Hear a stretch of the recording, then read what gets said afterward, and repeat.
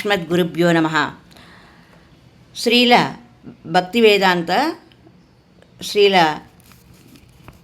ప్రభుపాదుల వారి గురువుగారైన శ్రీల భక్తి సిద్ధాంత సరస్వతి ఠాగూరుల వారు రచించిన దుష్ట మనస అనే కీర్తనలో మనము 6వ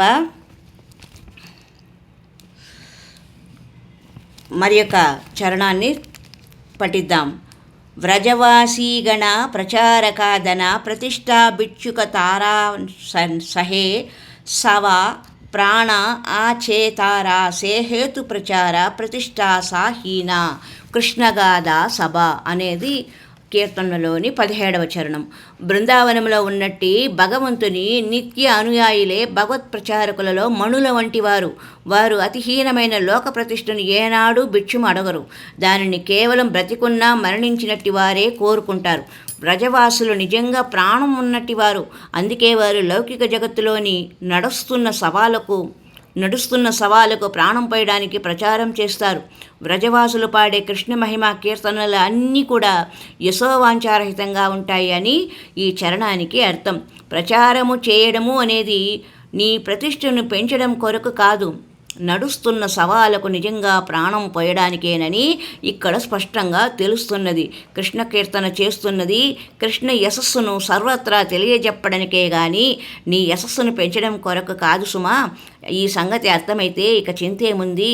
నిజముగా ప్రాణమున్నవారు తాత్కాలిక యశస్సును కోరుకోరు. కృష్ణ యశస్సును ప్రచారం చేస్తూ వీరు సవాలకు ప్రాణదానం చేస్తారు అని